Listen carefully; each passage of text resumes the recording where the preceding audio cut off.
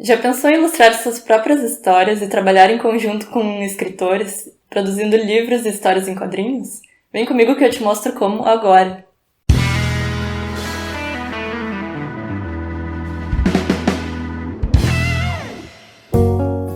O mundo da ilustração é vasto e talvez até possa passar despercebido, mas está bem presente no nosso dia a dia.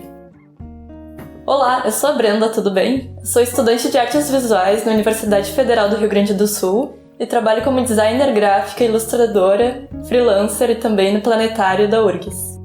Esse vídeo vai ser uma demonstração de como eu produzo minhas ilustrações, tudo passo a passo de forma clara, do texto até a imagem final. Eu vou mostrar um pouquinho do meu processo de trabalho e no final do vídeo eu vou trazer uma proposta de exercício para vocês fazerem.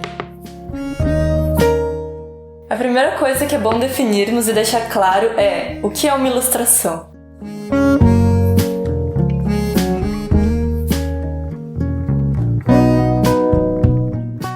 Uma ilustração é uma imagem que complementa, sintetiza ou dá forma a um texto. Seja ele jornalístico, um artigo periódico, um livro infantil ou uma história em quadrinhos.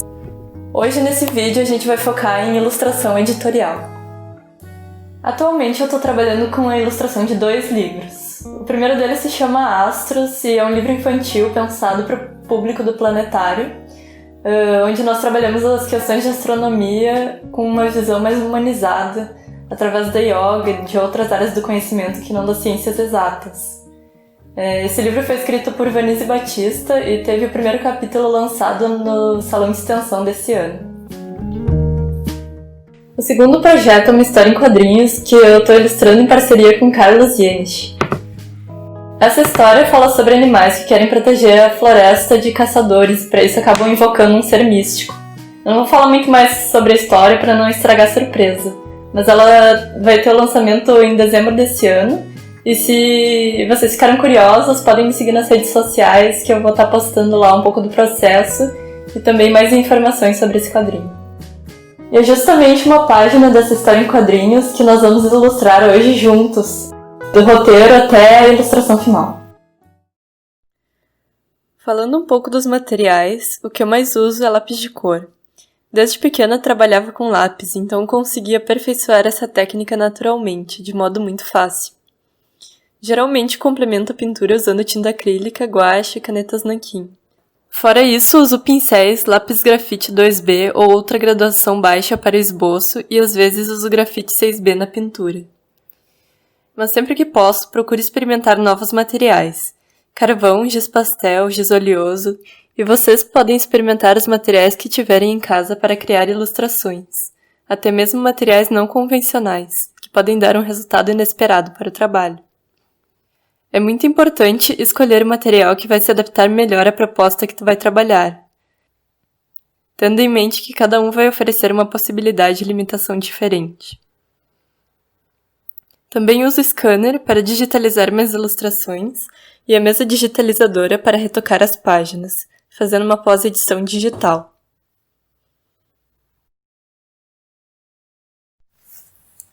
Quando recebemos um roteiro, temos que ter em mente que tipo de texto vamos ilustrar e o público-alvo do projeto.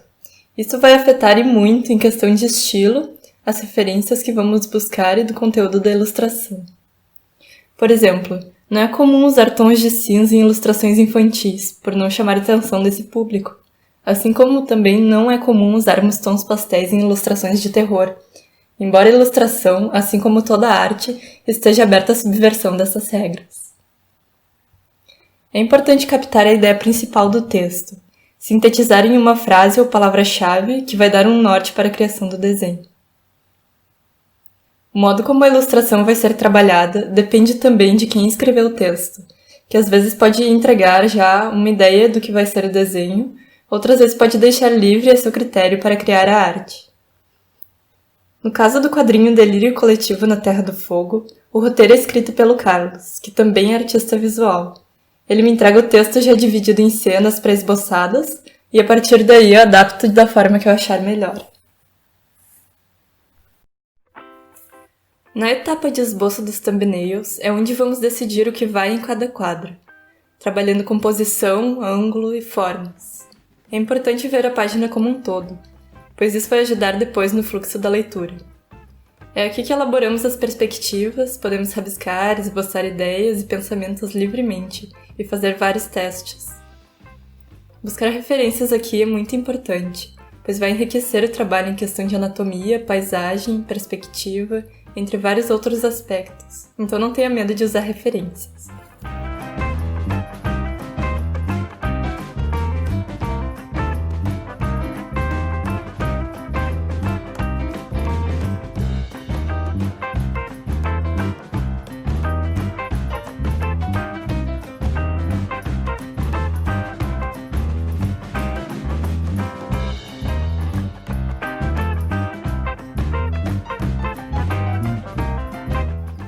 Essa vai ser uma cena noturna que se passa na floresta.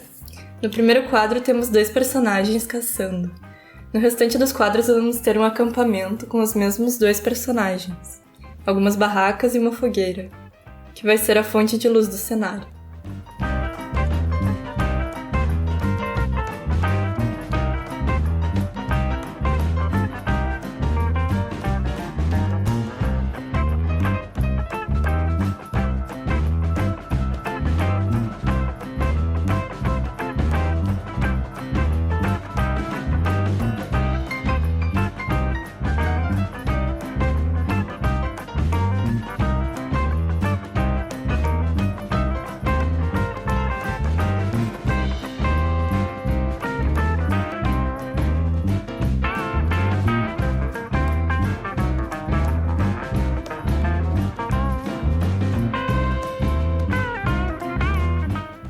É importante já pensar na luz dentro da composição e também onde vão ficar os balões de fala ou o texto.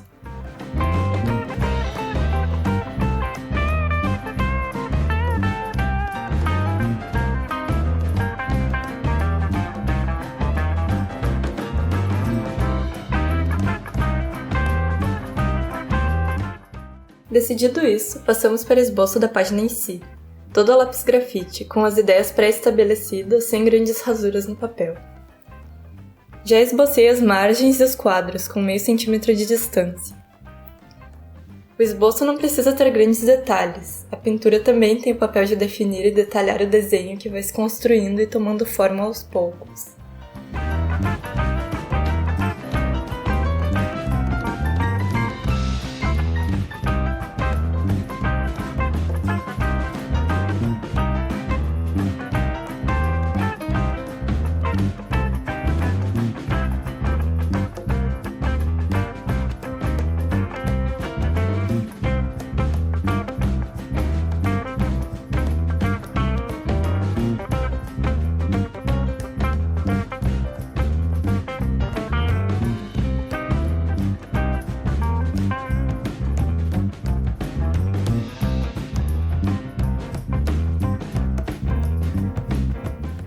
Esse projeto está sendo feito todo digitalmente, mas para esse vídeo estou fazendo uma página especial à mão, para explicar como é um processo que mistura arte tradicional, digital e falar um pouco sobre cada uma delas.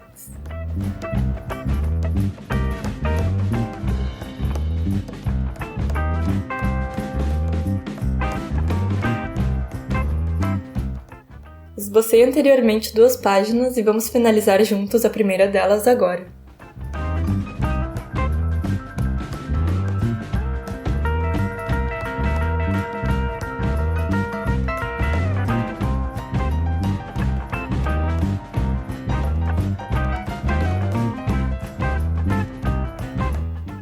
Antes de começar a dar cor para a imagem, estou testando uma paleta de cores que vai dar o clima que queremos para a cena. É bom escolhermos alguns tons principais que se complementem. Estudar o círculo cromático é uma boa dica para quem quer aperfeiçoar a combinação de cores no seu trabalho. Na pintura digital, eu costumo colocar a luz por último. Já com lápis de cor, a luz é geralmente a primeira coisa que coloco, por ser a cor mais clara e correr menos risco de rasurar o desenho de um modo que seja difícil corrigir depois. Vamos definindo o desenho e os traços com a própria pintura.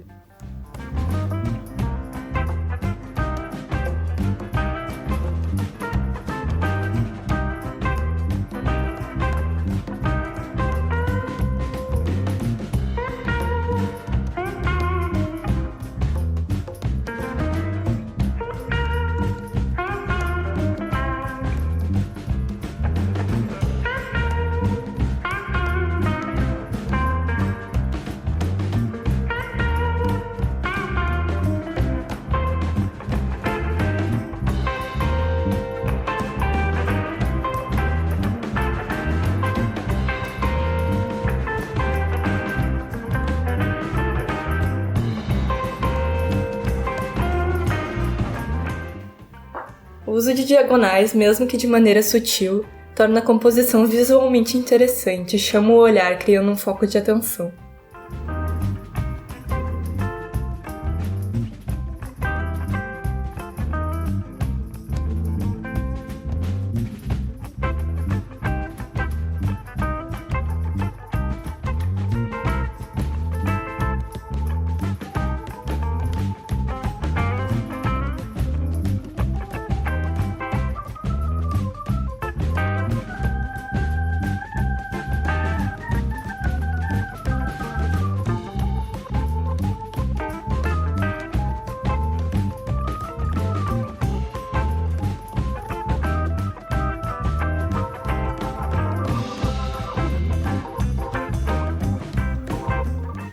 Na tinta é muito mais fácil mesclar as cores, mas no lápis de cor também é possível, e deixa o resultado final bem mais interessante. Para isso colocamos uma pressão leve do lápis no papel, aos poucos e de forma suave. Por exemplo, se eu usar uma luz amarela, posso colocar amarelo em vários elementos da cena por causa da luz projetada ou refletida neles, o que vai tornar o ambiente bem mais real.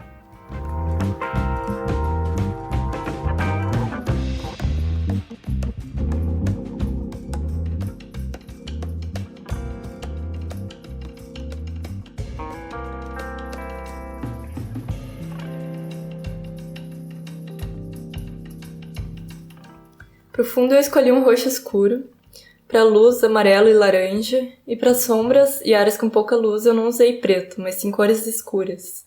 E para as áreas com luz eu usei cores mais saturadas e não necessariamente o branco, que eu reservei para alguns poucos detalhes.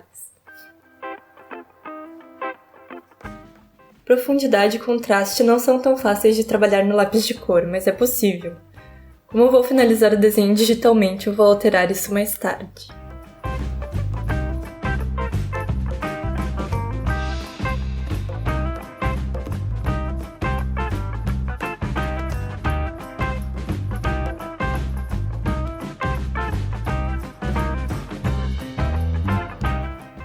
Esbocei anteriormente 2 páginas e vamos finalizar juntos a primeira delas agora.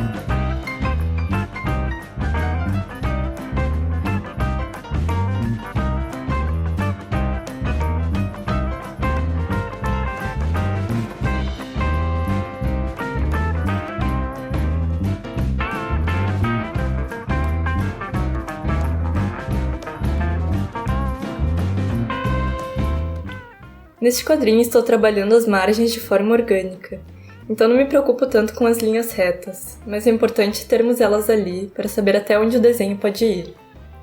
O tamanho final da página vai ser de 15 por 15 centímetros, mas estou desenhando em um papel de 20 por 20 centímetros para colocar detalhes e facilitar o processo. No final vou escanear e colocar no tamanho certo da imagem.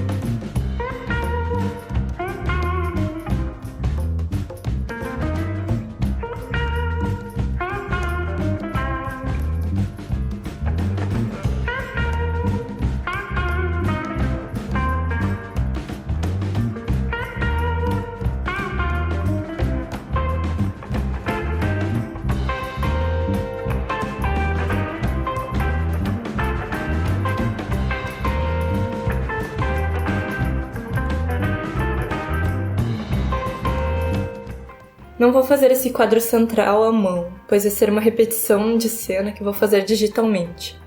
Por último, vou finalizar tudo em nanquim preto com pincel para dar mais contraste.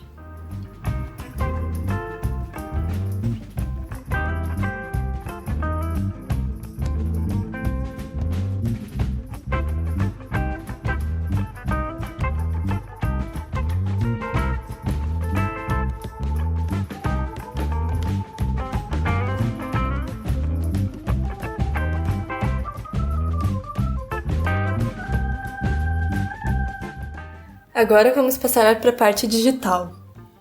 Eu escaneei o desenho, abri ele no Photoshop, ajustei o contraste e os tons para ficar mais parecido com a arte original, que às vezes quando escaneada acaba ficando bem diferente.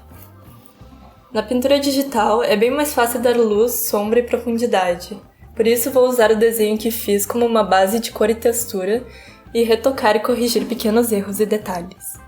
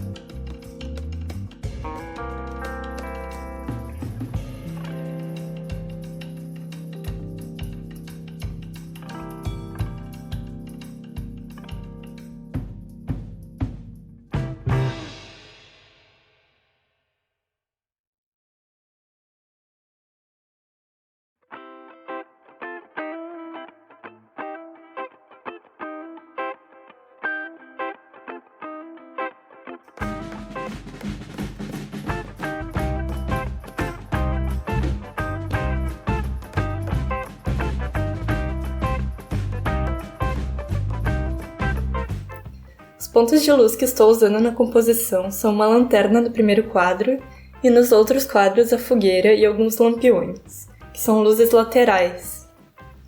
Às vezes a fonte de luz da composição está vindo frontalmente ou de trás, ou está fora do quadro, de modo que só vemos a projeção dela nos objetos.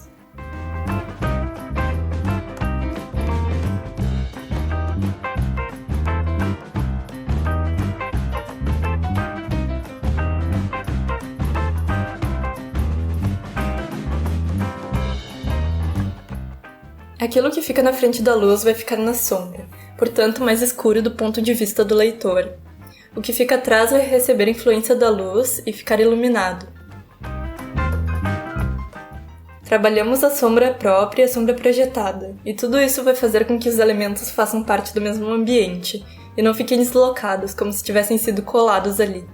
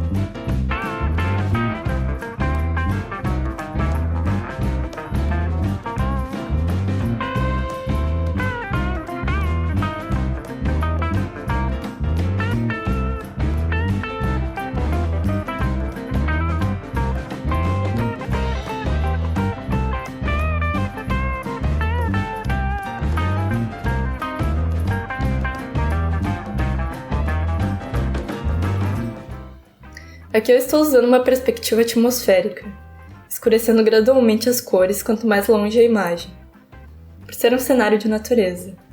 Mas é sempre importante estudar pontos de fuga e perspectiva geométrica, além de buscar referências para aperfeiçoar a criação de cenários. Não vou me aprofundar sobre perspectiva nesse vídeo, pois o tempo aqui é limitado, mas sugiro que você pesquise sobre o assunto. Junto com a anatomia, é a base do desenho figurativo.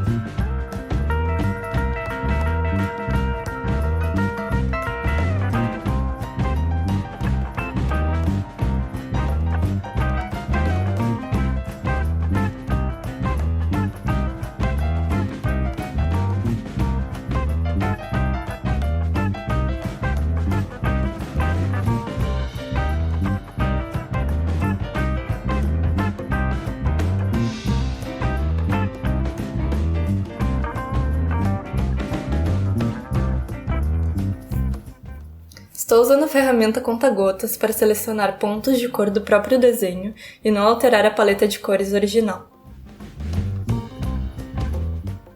Trabalhei a luz rebatida nos personagens para dar realce e contraste.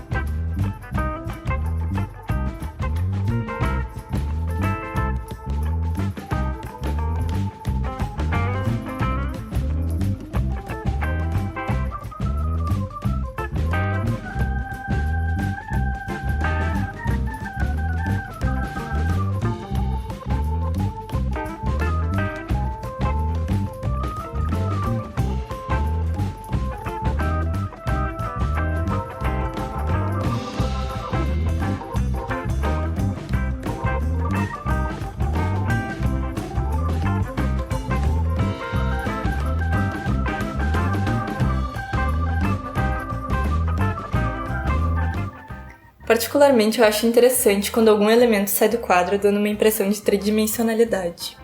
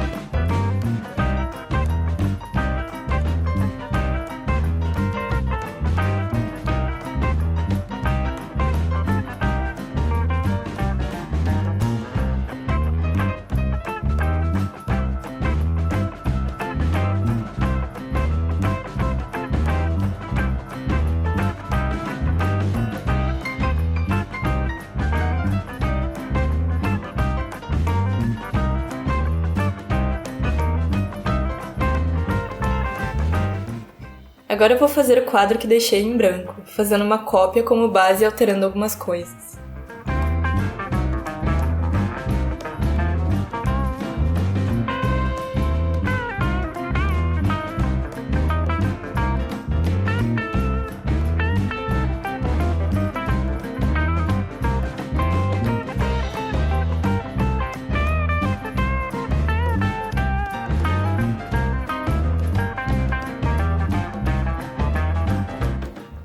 A luz neste segundo quadro não deu muito destaque para o desenho como eu queria, então vou corrigir.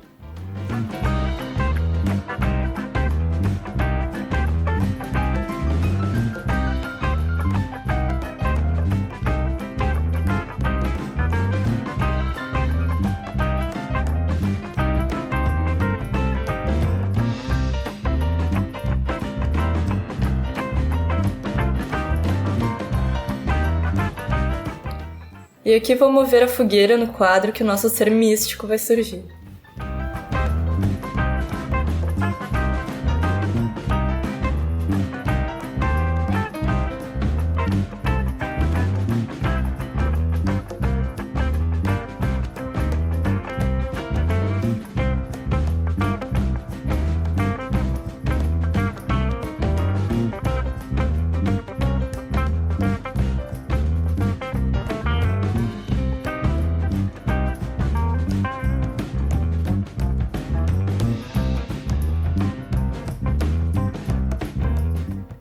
Nesse último quadro, eu escolhi usar uma fonte escrita à mão. E esse foi o processo para a criação de uma página, que levou ao todo 8 horas, mas cada pessoa vai ter seu tempo de trabalho dependendo muito da proposta e da técnica de vários fatores. Agora, como exercício, te proponho ilustrar um texto da artista Yoko Ono, do seu livro Grapefruit, usando todos os conceitos apresentados aqui. O texto é bem abstrato e toda a interpretação é válida. Peça de permissão 1. 500 narizes são mais bonitos que um nariz. Até mesmo um número de telefone é mais bonito se 200 pessoas pensarem nele ao mesmo tempo. Deixe 500 pessoas pensarem o mesmo número de telefone por 1 minuto em um determinado tempo. Deixe todo mundo na cidade pensar na palavra sim ao mesmo tempo por 30 segundos. Faça isso frequentemente. Faça o mundo todo pensar o tempo todo. Primavera de 1960. Vou deixar meu e-mail disponível para envio de dúvidas e deste exercício proposto, onde vou dar retorno e feedback para as ilustrações. Logo mais combinaremos uma data para uma aula complementar, onde vou responder as principais perguntas e comentar os melhores trabalhos que recebi. Se gostou do meu trabalho e quer acompanhar o que estamos produzindo, deixo aqui também as minhas redes sociais. Este vídeo foi financiado pelo Edital Emergencial de Auxílio à Cultura da cidade de Porto Alegre. Espero que tenham gostado. Até mais!